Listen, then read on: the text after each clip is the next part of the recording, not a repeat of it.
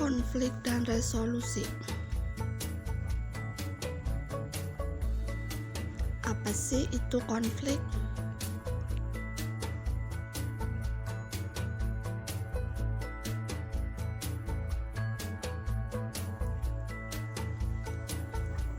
Pengertian konflik menurut Antonius dan kawan-kawan. Konflik adalah suatu tindakan yang salah satu pihak yang berakibat menghalangi, menghambat, atau mengganggu pihak lain, di mana hal ini dapat terjadi antar kelompok masyarakat. Menurut Visser, konflik adalah hubungan antara dua pihak atau lebih yang memiliki sasaran-sasaran yang tidak sejalan.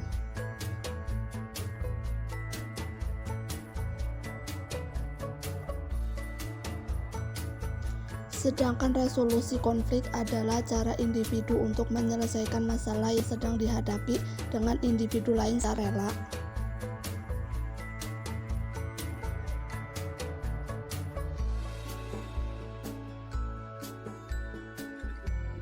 Bentuk konflik antara lain konflik horizontal dan konflik vertikal. Konflik horizontal merupakan konflik yang terjadi antara satu kelompok masyarakat dengan kelompok masyarakat lainnya.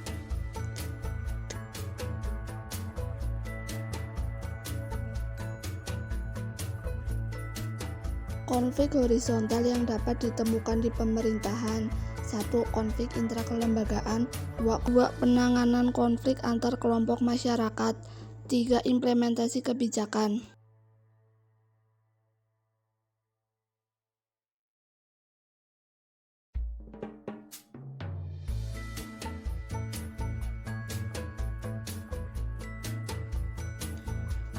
Konflik vertikal merupakan perselisihan atau pertentangan antara kelompok yang berkuasa terhadap kelompok yang dikuasai, kelompok yang memerintah dengan kelompok yang diperintah, serta pertentangan antar kelas yang ada di masyarakat.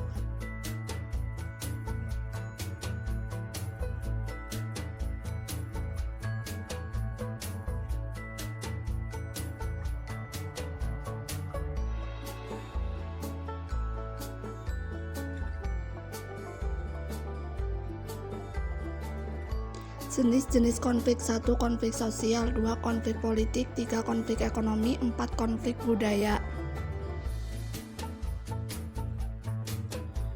Konflik sosial, pertentangan atau perselisihan karena perbedaan kepentingan dan juga karena perbedaan strata di masyarakat. Konflik politik. Konflik ini muncul selalu berkaitan dengan persaingan dan perebutan kekuasaan dalam suatu negara atau dalam suatu masyarakat.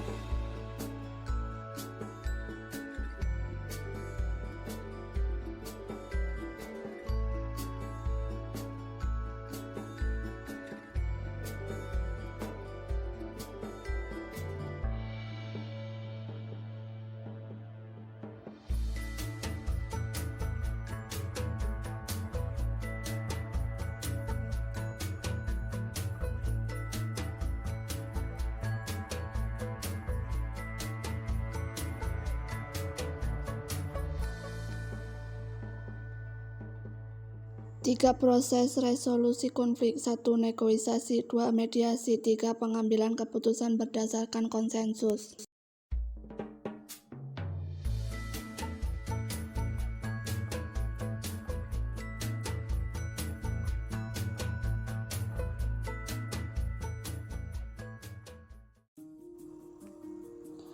Stakeholder atau aktor dalam konflik tenurial adalah individu atau grup yang memiliki kepentingan langsung pada lahan. Stakeholder utama, sementara pengelola lahan, pengguna lahan adalah pihak yang tidak langsung mendukung atau menerima akibat konflik.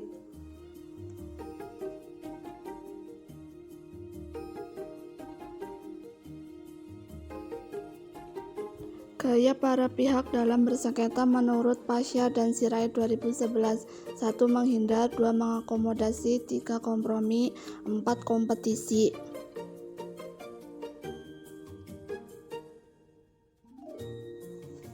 Menurut Rawls, bagaimanapun juga cara yang adil untuk mempersatukan berbagai kepentingan yang berbeda adalah melalui keseimbangan kepentingan tersebut tanpa memberikan perhatian istimewa terhadap kepentingan itu sendiri.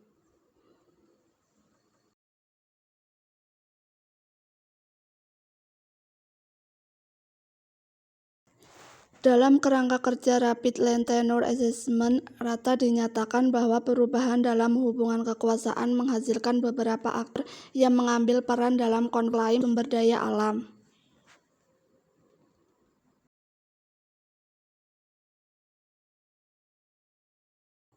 Teori analisis kekuatan stakeholder dari Mayer 2003 diadopsi Rata digunakan untuk memahami bagaimana masyarakat mempengaruhi kebijakan dan kelembagaan, bagaimana kebijakan dan kelembagaan mempengaruhi masyarakat.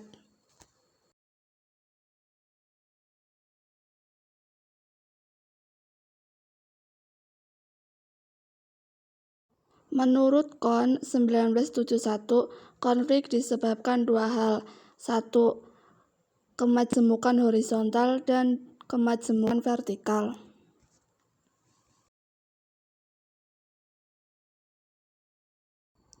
Faktor-faktor konflik. 1. Faktor internal. 2. Faktor eksternal.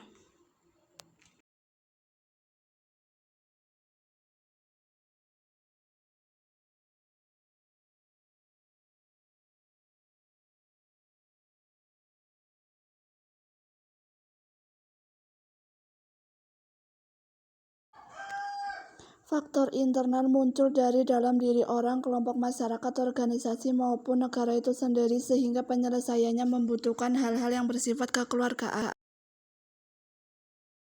Faktor eksternal muncul ketika orang, kelompok masyarakat, maupun organisasi, sehingga penyelesaiannya berbelit-belit, bisa melalui perundingan, hingga penyelesaiannya menggunakan kekerasan, sebab masing-masing pihak ingin memperlihatkan sesuatu yang diinginkannya.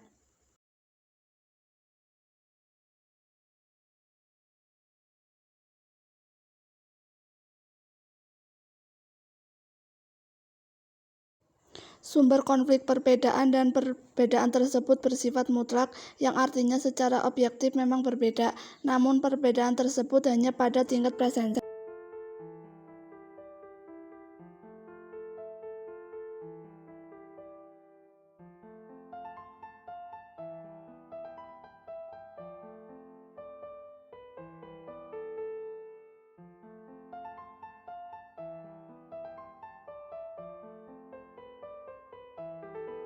Stakeholder primer adalah pihak-pihak yang merupakan pihak sentral dalam inisiasi, sedangkan stakeholder sekunder adalah pihak-pihak dengan kepentingan tidak langsung dalam keluaran.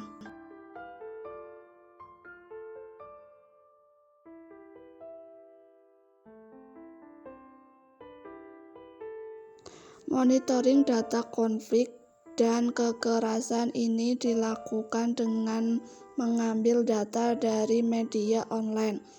Terdapat 36 media online baik di tingkat nasional maupun di tingkat lokal.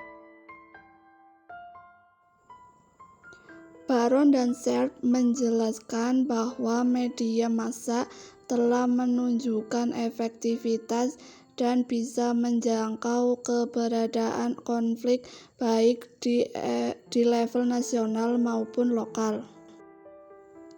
Sumber-sumber konflik, keterbatasan sumber daya organisasi, kegagalan komunikasi, perbedaan sifat, nilai, dan persepsi, saling ketergantungan tugas.